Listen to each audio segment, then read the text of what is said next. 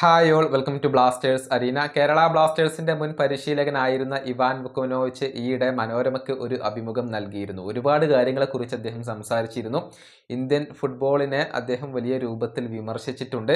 അതായത് ഇന്ത്യൻ ടീമിന്റെ പ്രശ്നം അത് പരിശീലകരല്ല, മറിച്ച് ഓൾ ഇന്ത്യ ഫുട്ബോൾ ഫെഡറേഷന്റെ സിസ്റ്റമാണ് എന്നൊക്കെ ഇവാൻ വുക്കോവിനോവിച്ച് പറഞ്ഞിരുന്നു.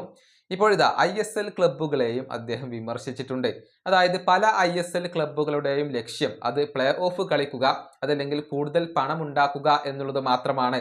യൂത്ത് ഡെവലപ്മെന്റിന് അവർ യാതൊരുവിധ പ്രാധാന്യവും നൽകുന്നില്ല എന്നാണ് ഇവാനാശാൻ ഇപ്പോൾ പറഞ്ഞിട്ടുള്ളത്.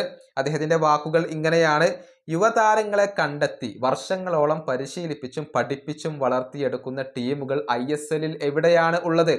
ലീഗിലെ മിക്ക ക്ലബ്ബുകളുടെയും ലക്ഷ്യം പ്ലേ ഓഫും പണവുമാണ്. ഇന്ത്യൻ ഫുട്ബോളിന് ഗുണം ചെയ്യുന്ന യൂത്ത് ഡെവലപ്മെന്റ് എവിടെയും കാണാനില്ല. ബെൽജിയം ഇത്തരമൊരു രീതി 2006 തുടങ്ങിയതാണ്. ഫ്രാൻസ് 10 വർഷം മുൻപേ നടപ്പിലാക്കി. നെതർലൻഡ്സും സ്പെയിനും 25 വർഷം മുൻപ് പുതിയൊരു നയത്തിലേക്ക് മാറിയിട്ടുണ്ട്. ഇന്ത്യ ഇതുവരെ ആ വഴി വന്നിട്ടില്ല.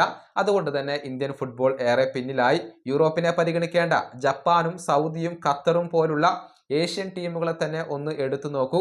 അവരെല്ലാവരും മുന്നേറിയിട്ടുണ്ട്. ഇന്ത്യ വളരെ വളരെ പിന്നിലാണ്. ഇതാണ് ഇവാനാശാൻ പറഞ്ഞിട്ടുള്ളത്. കൃത്യമായ ഒരു നിരീക്ഷണം തന്നെയാണ് അദ്ദേഹം പങ്കുവച്ചിട്ടുള്ളത്. ഗ്രാസ് റൂട്ട് ലെവലിൽ ഫുട്ബോളിനെ വളർത്തിയെടുക്കേണ്ടതുണ്ട്.